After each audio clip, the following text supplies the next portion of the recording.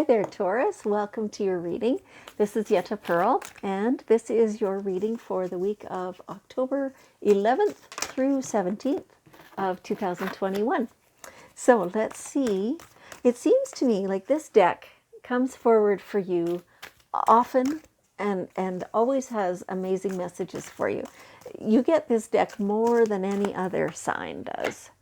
So we'll see in a minute what they're going to tell you about today. So all your guardian angels have come forward at my request, and they're working together to create the best message for as many of you as possible. And so it is kind of a majority, right? A majority of like the reading. So if any parts of it don't resonate with you, that's okay. That just means it's for somebody else. Just means that in that moment, you are not the majority. Yes. But so then, you know, the parts of the message that do resonate, you take those and run with it. So, all right, let's see here. Okay. Visualize abundance in all forms. So it feels like there's something that you are stressing about. You think there won't be enough abundance in some area, whether that's money or whether it's food or whether it's time or whether it's energy or health or family connections, love, whatever it is, right? Visualize having more of that than you can possibly imagine. How does that feel? How does that feel? Let it feel really abundant. Visualize abundance in all forms. Yeah, so you're seeing it, you're feeling it, you're hearing it, you're smelling it, you're tasting it, you're right in it. How does that feel to have more of that than you can possibly use in your lifetime? Yeah, and keep doing that every day. Do that visualization and feel it. Really feel it. And that is what activates the law of attraction, and that's what brings all this stuff to you. It's really quite amazing. And you are a master at bringing everything. Like Taurus, it's compared to all the other signs, you guys, more than anybody else, the phrase occurs to me that you sometimes fall in a pile of shit and you come out smelling like a rose. I mean, there's just no getting around that. And a lot of that, I would say, is from your attitude, that you usually, switch very quickly from seeing a problem to being solution oriented. And so here is a great solution, is to visualize the best outcome, the best way that you want it to be. You're very good at it. So anytime that there is anything like that, that you feel you don't have enough or you're uncertain about, ask. So, talk to your angels all day, every day. Talk to your angels. Get protection while you're driving. Get, just talk out loud to them. You've got a sore something or other, your knee or whatever. Ask them to take the pain away. Ask them to give you balance back in your body so that you don't have that anymore. Whatever it is that you need, ask. What's the worst they can do is say no. That doesn't hurt you, right? It, in fact, can only benefit you. There are times when whatever you're asking for is not your best outcome, and so something better will come instead. It's sometimes hard to recognize that, but you can do it. You can just keep in mind that, this isn't happening and it's still not happening, and I've been asking forever and it's still not happening. It means something better is coming or already has come. That's how that goes. Let me read this. The angels can come to your aid only if you make a free will choice to be helped. You have to be willing. You have to be receptive. Yeah. And it begins with asking. It doesn't matter how you ask for help, but only that you do.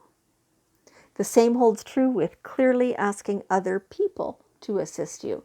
See, okay, there's the rest of that message. I knew there was more. So sometimes it's other people around you that you are asking. When you need assistance, there's a task that you have to accomplish, but one person cannot accomplish that all alone.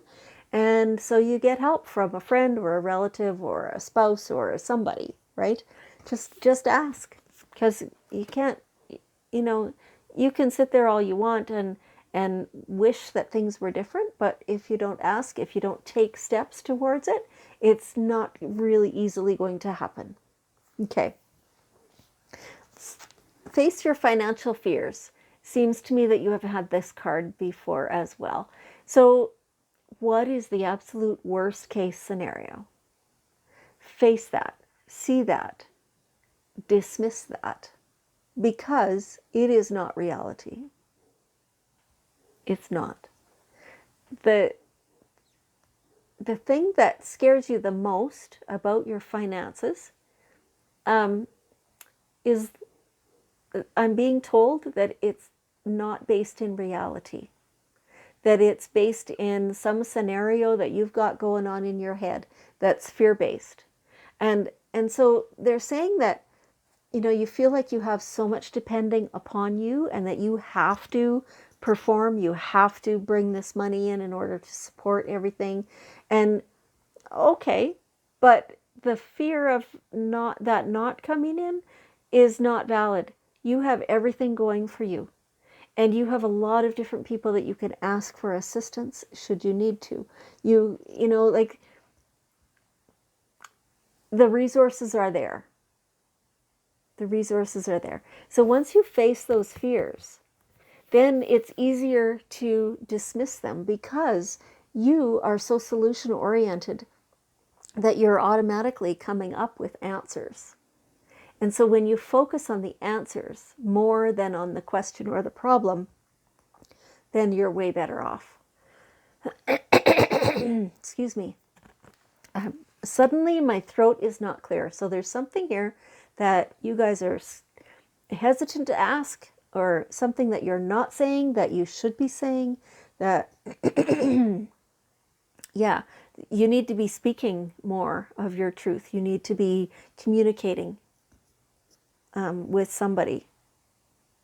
It feels like such a wide variety of people, somebody different for all you guys. So do your communicating and speak how you need to speak. Okay. So, submerged. It feels like you feel like you're being held down, that you are submerged, that you're, in deeper than you want to be. Enact those solutions again and get to the surface.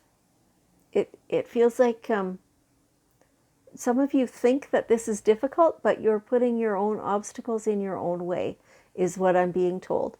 So come up for air. Come up for air. Take a break from those worries. If your worries are financial, don't go spending a whole bunch of money to take a break, but just refuse to think about that stress for a while, is what they're saying. If it's a different type of something, that feels like you're submerged, like you got in too deep, remove your attention from that for a while so that you can come up, so you can have some playtime, so you can enjoy yourself, so you can be lighthearted. And then afterwards, you won't find this is quite so heavy. Give yourself downtime from that problem, and then it'll lead you, is what I'm being shown. And so this picture, that's where they're showing me you going, is to somewhere open and where you can breathe and where you can make a path And so they're talking about vulnerability on this card. And so sometimes, in order to face everything, to make it so that you're not submerged, so that everything's not so heavy on you, you have to talk to the people. You have to say, I'm feeling like this is too much. So getting vulnerable, right? And that way you can get the help. And that way you can be more open. And that way it feels different for you. That way things open up and make it so that you can come up for air. Yeah. There's also something in here about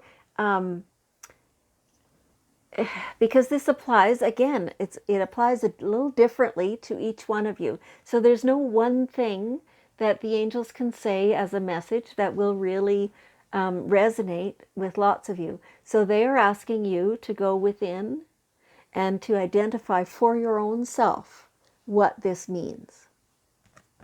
Okay, all right. And so here we have compassion.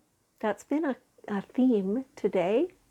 And this compassion is for yourself as well as for the people around you. Give yourself a break. I mean, come on. You have been working flat out for a long time, and look at how well you're doing. And like, amazing. Look what you've built in your life. Look at what you've built in your life. This is amazing. Like, with some of the disadvantages you had to start out with, man, like, good for you. Holy cow, your angels are applauding. They're very proud of you. They want you to recognize how far you've come and to give yourself a break when you don't measure up to your own very high standards. Okay, so here we have now the daily guidance cards, and we'll see what's one last bit of wisdom that your angels want to tell you today. Okay, 2 cards came out, so let's do both of them. Listen. Quiet your mind and listen.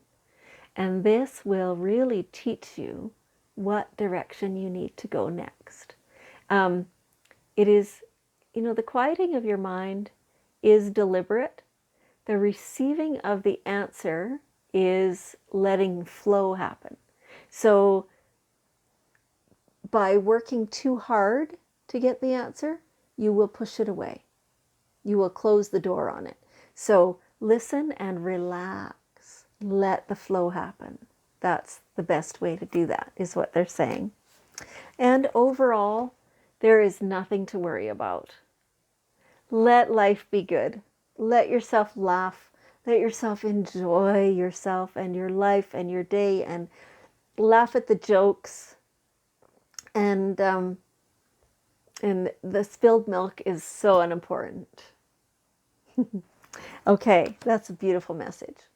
Okay, so angels, can you help us? I talk to my angels all the time. Let's work with this globe here. And of course, that's our world. And let's send a whole bunch of that compassion that we talked about to everybody in the world, including yourself, And let's just spread that all over, and let's just help everybody feel like they can accept themselves and like they can grow and they can feel good. And let's raise the world in that way. That is so awesome. Thank you so much, Taurus. I want you to know how much I appreciate you and how much I love you. And I'll see you next week.